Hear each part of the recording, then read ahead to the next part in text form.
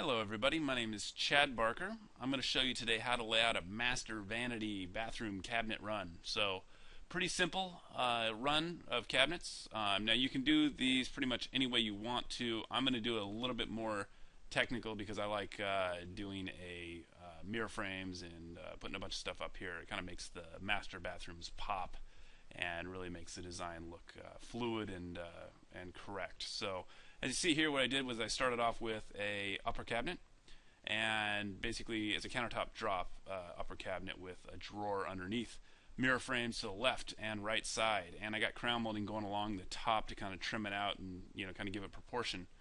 Down below, I started off with just some fillers on the left and right sides. I centered my sinks on the actual mirror frames, and then we have three drawer stacks kind of making a his and hers portion of the vanity cabinetry. So a couple standards to keep in mind when we look at master vanities is from the bottom of the cabinet to the top of the cabinet, not including the countertop obviously, is 34.5 inches tall. And that's just a standard that's been around for quite some time, probably longer than I've been alive. So we're going to stick with those.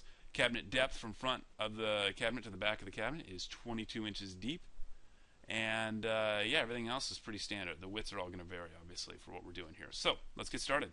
All right. So what we do is this is the actual layout that I was just showing you, and I'll show you just a little bit more. And I'm going to get into some more technical stuff than you probably need to know, but it's a good learning experience. So, all right. So basically, this is kind of a wire diagram of what we have going on. And again, you don't have to do it exactly this way, but just something similar, you'll be okay. All right, so let's get started. Brand new, fresh sheet of paper. Let's get started with a random dimension wall. I just made this one 116 and 3/4. It is different than our original, which was 125 and 3/4. But I want to show you that it's pretty easy to figure this stuff out. So this is not scripted. So if I make an error here, please I already apologize for it. So anyway. So let's get things moving. Basically, we're going to start off with our uppers. So I have a 96-inch ceiling height, and that's just kind of a real typical American construction, 96 inches, so an 8-foot ceiling height.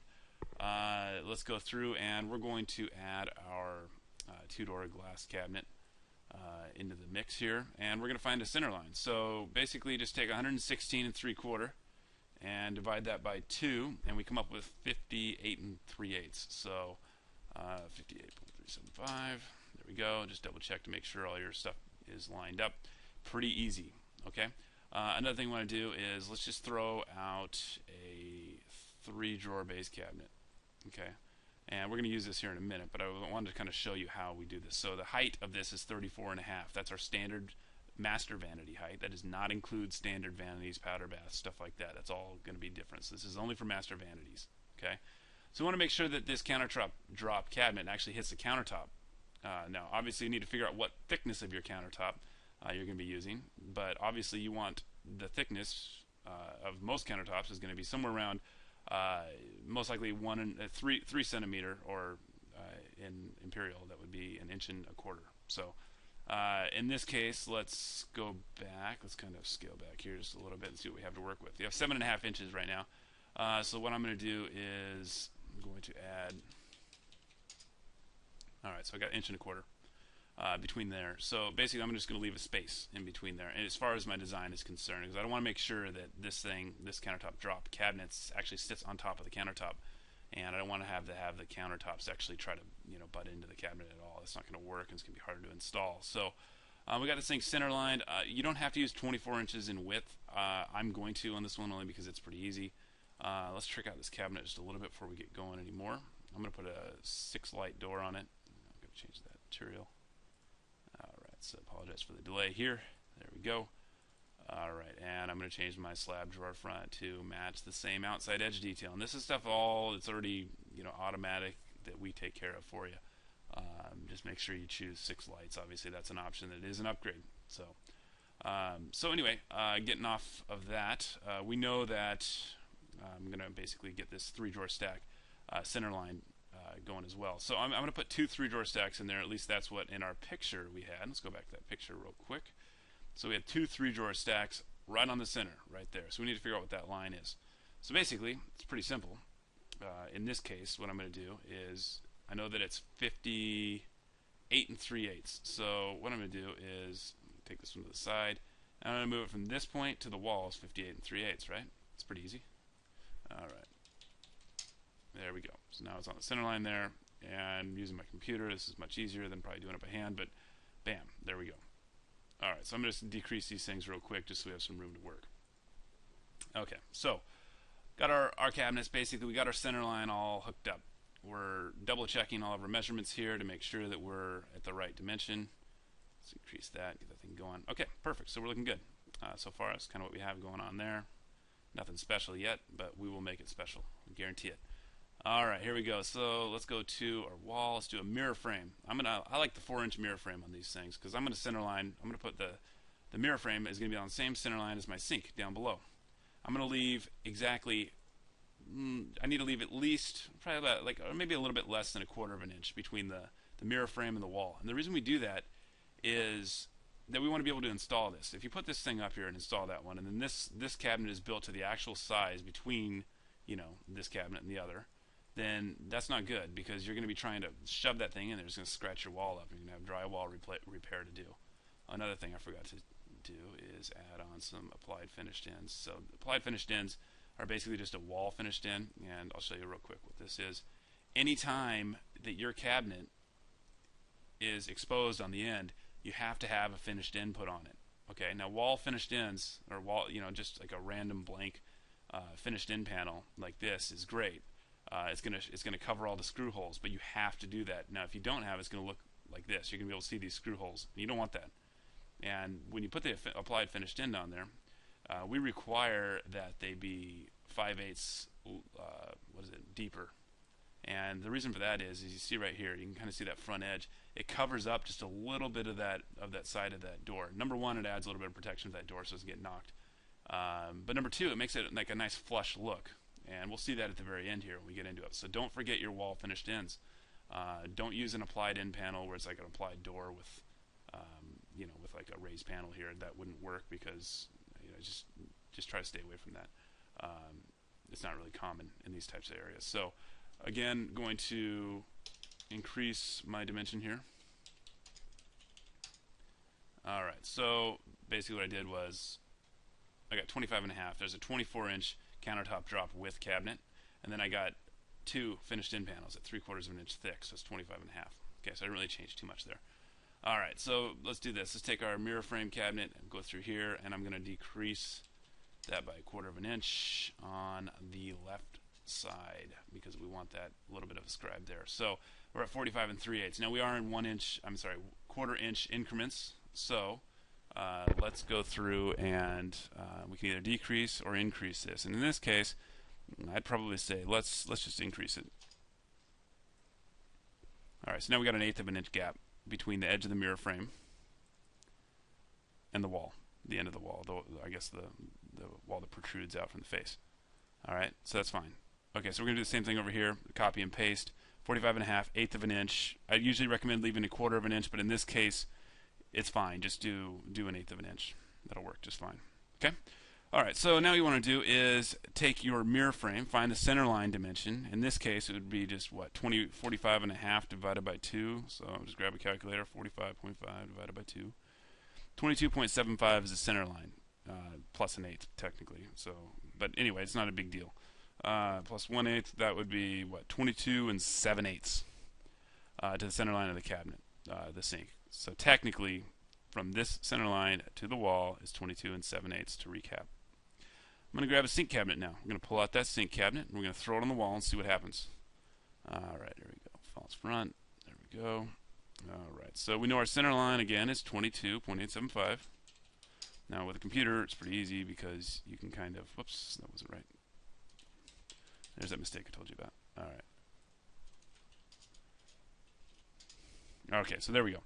So now my center line is now at 22 7/8. It's the same as my mirror frame. Okay, so now we have the symmetry is there. Symmetry is also here. Okay, let's do the same thing over here. Now, obviously, it's going to be the same. It's going to be 22.875 for this wall to the center line of this cabinet. So can just type it in. For you at home, you probably just want to kind of map it out, maybe map out your center lines of your cabinets in this case. Okay, so pretty easy there. Now looking back at the picture again, let's take that open. So we got two 3-drawer cabinets, button right into that. As far as your sink cabinet widths are concerned, now I recommend on Master Vanities to use a standard 26-inch wide sink cabinet, 34.5 inches tall, 22 inches deep. Okay, and the reason for that is usually Master Vanities have a little bit more space to work with. The 26-inch sink just seems to be more proportionally correct, to me at least. You might decide otherwise, so do whatever you want. I mean, you can use 24, 26, 22 if you get into a tight space and this sink needs to be like right next to the wall. So make your own judgment on that. Okay, so let's just take these 3-drawer cabinets, let's pull them over.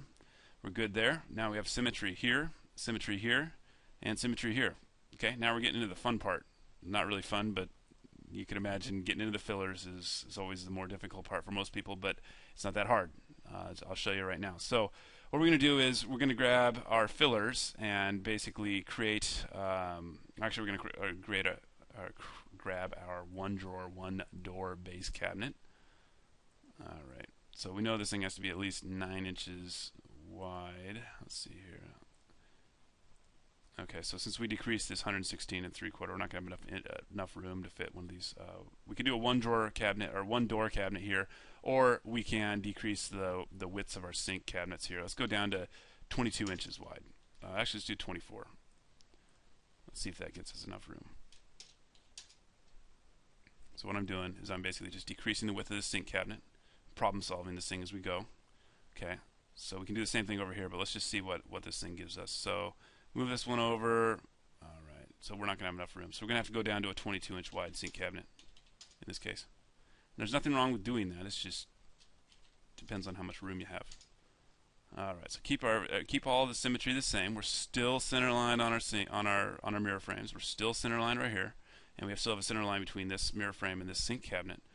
Alright. So now what I'm doing, pulling this thing over. Okay, so we have 3 inches of space right here, and this thing will increase here in just a minute. Let's make that thing 9 inches wide. Alright, so we have 2 7/8. So we can get this thing down. Now our filler width, the most minimum filler width that we provide is 2 inches wide. Now you have to have at least 2 inches wide. And the reason for that is it's a lot easier to install. And it's a lot easier to work with. If you get anything less than that, you can do it. Professionals sometimes will go down to 1.5 inches. But just stick with 2 inches. It's going to look better. You're going to have a lot easier time with everything. So grab the base filler. I'm going to make it the same height and the same depth. Everything looks good there. I'm going to go to the wall. But again, because I'm using a filler cabinet and I'm going to the wall, I want to leave a 1/4 inch space. And the reason for that is, again, installation. It's all about installation. You get that 1/4 inch space, we could cover it with some scribe molding, and our job is completely done. So let's see what we have there. So we have a 9-inch cabinet. Now our filler is 2 5/8. So technically, and I'll get back here so you can kind of see a little bit more. You can see we have a 9-inch wide base cabinet. We have a 2 5/8 wide filler cabinet, and we have a 1/4 inch wide gap between there. So let's hold that 1/4 inch gap, but let's decrease this this filler down to, let's decrease it by 1/2 inch. See, now we got a 2 1/8 filler, and we can increase our base cabinet just slightly. Now we got a 9.5 inch wide base cabinet, and that's the nice thing about our cabinetry is the fact that you have pretty much unlimited, options here. You can basically take a base cabinet and you can make it, in 1/4 inch increments. So right here, we would have had to use a 9-inch wide base cabinet, or really, I guess, sink cabinets and almost everything. Almost all other companies are using a 3-inch wide increment. Now we have 1/4 inch increments because we make your cabinets custom, which is a lot easier in a lot of cases. So there we go. Let's just copy and paste. It's pretty simple. Still have the symmetry. I'm just going to change the way the door is hinged because that bothers me a little bit. Alright, so there we go. And let's take our filler, and I'm going to put it over here. Sounds good. Okay, so looking at it from the top view, I'm just going to pull this thing over because it, again, needs to be looking right. Alright, so there we go. So basically what we have now is, let's see if I can get this thing to render for you. It might take a second, but Alright, there we go. I didn't have any crown molding put on this thing. I didn't have any mirror on it, but you can kind of get a good idea of what we're looking at. Now let's start off with the top here. Let's kind of revise what we just did. We started off with our middle piece. We had that center lined on the wall, and we get our two mirror frame cabinets. Got one on the left and one on the right. They're both exactly the same width, with about 1/8 of an inch gap between the edge of the mirror frame and the wall for installation purposes. Now what we normally do is go back through here with scribe molding, and we apply scribe molding to this. Scribe molding is cheap. It doesn't cost that much. We sell it on our website. Just type in scribe molding to the search bar and you'll see the lengths of material, or you can just go to the millwork section of our website and you'll see it as well. In addition to that, we do have finished end panels on the left and right side, because the ends of these cabinets, the left and right side of this cabinet, are exposed. Okay, so don't forget to order your finished end panels, for this one cabinet. That's the only 2 end panels you can need in this whole cabinet run. But other than that, pretty simple. 2 mirror frames, 2 end panels, and an upper cabinet. And you can do whatever you want with these upper cabinets. You could put solid doors on there or whatever you want. I just think it looks kind of cool when you put the glass and the grids in there. So down below, we kept symmetry. We have a center line right here. That center line lines up with this, and basically these 3 drawer base cabinets kind of moved left and right as we worked forward. So over here we have 22-inch wide. Oh, there's a mistake right there. You can kind of see a little bit of a gap. That's something I want to take care of real quick. Looks a little odd, and that's because I did not decrease the depth there. So, all right, so let's take a look here. And going back. Okay. So again, let's just kind of take a look. Everything looks good there. All the dimensions are all in 1/4 inch increments. Everything looks very nice. All right. So real quick, just kind of moving into a little bit more of a textured view. Again, we still have our center lines here, and then basically the center line of our mirror frame basically lines up exactly with the center line of our sink. And that's important because when you're washing your hands and stuff like that, there's nothing more annoying than when the wood, part of the mirror frame, gets in your way. I'm just kidding. Probably doesn't make a difference, but it's those little things that, if you just dial it in, do a little bit of math, you're going to feel a lot better about your project when it's all done, and everything's just going to feel a lot more symmetrical. So fillers are on 1/16 inch increments, so you can really dial those in. They're not on the same 1/4 inch increments as all of our other cabinets are. So the fillers are, it's pretty nice. You can pretty much order everything from us and really not have to cut anything on site, which is also a very nice benefit. Again, scribe molding to cover that 1/4 inch gap between the edge of the filler and the wall. Again, scribe molding over here. And then, to finish out this toe kick, you could use really anything you want, but we do sell toe skins. And again, that's another cheap piece of molding. It's not really molding, it's a 1/4 inch thick wood piece. And you basically just use 2 in this case. You'd put one here, and then you'd put the other one there. And that one you probably have to cut those toe skins down just a little bit because they come in 8-foot lengths or 90-inch lengths, I believe. So again, if you have any questions though, that's a pretty standard, Master Vanity. It's very pretty. It's very simple. It's very, it's very elegant. So if you have any questions, feel free to give me a call or send us an email. We're always available and we're always willing to answer any questions for you. And there's lots of different things you can do with this. So again, feel free to change some of this stuff. You don't have to do it exactly the way I did. I just threw this one together real quick on my computer here to get you guys moving forward on your designs and keep your kitchens and keep your bathrooms, keep those projects moving. So again, I thank you for your time. My name again is Chad Barker, and I'm here with BarkerCabinets.com. Thanks again, and have a great day.